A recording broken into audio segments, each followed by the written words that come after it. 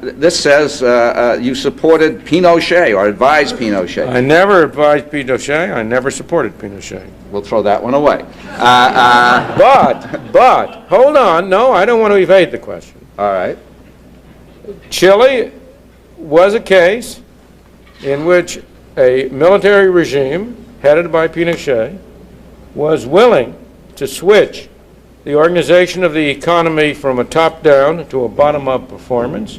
And in that process, a group of people who had been trained at the University of Chicago in the Department of Economics, who came to be called the Chicago Boys, played a major role in designing and implementing the economic reforms. The real miracle in Chile was not that those economic reforms worked so well. Chile is by all odds the best success story in Latin America today.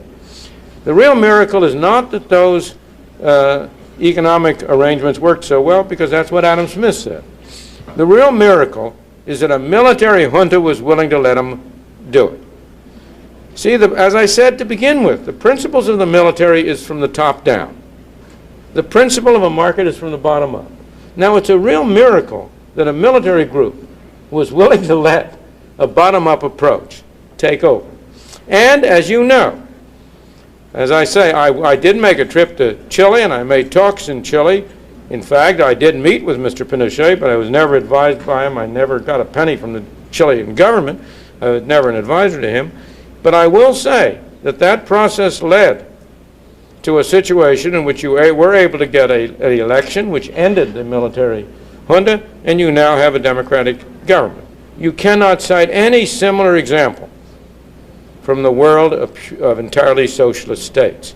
So I was not an advisor to Pinochet. I was not an advisor to the Chilean government, but I am more than willing to share in the credit for the extraordinary job that our students did down there.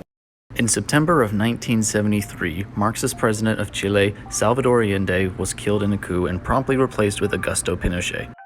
The coup came on the back of accusations of constitutional violations by Allende and his economic failures, such as the dropping income rate and record high inflation. Many Marxists would like to claim this was results of the invisible blockade by the US. This is just blatantly wrong, as it ignores much context, such as many of these things happened because of legitimate economic reasons rather than political reasons. In areas that the US withdrew, like loans, was substituted by other countries. Instead of remaining on this particular subject, I will direct you to an extremely good and well-sourced article which completely debunks this myth. Following the coup until about 1975, Pinochet followed Keynesian economic policies. Around this time, Milton Friedman arrived in Chile to give several speeches over the course of 6 days. This had nothing to do with Pinochet, as it was planned even before the coup. But Pinochet did ask to meet with Milton Friedman and asked him to write a letter explaining how to fix the inflation problem, which Milton Friedman did.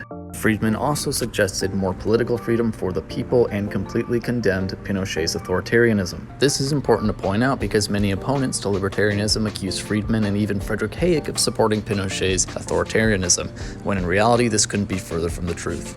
The results from the free market reforms in Chile were overwhelmingly positive. GDP, wages, and unemployment all improved, as well as drastic reductions in poverty. However, Chile's economy was not always doing super well after this point. The crisis of 1982 is a great example of this. Progressives try to use this crisis and the resulting inequality and poverty rates as an example that neoliberal reforms do not work. But once again, this is a complete lie. The crisis of '82 was not caused by free market reforms. In fact, it's quite the opposite.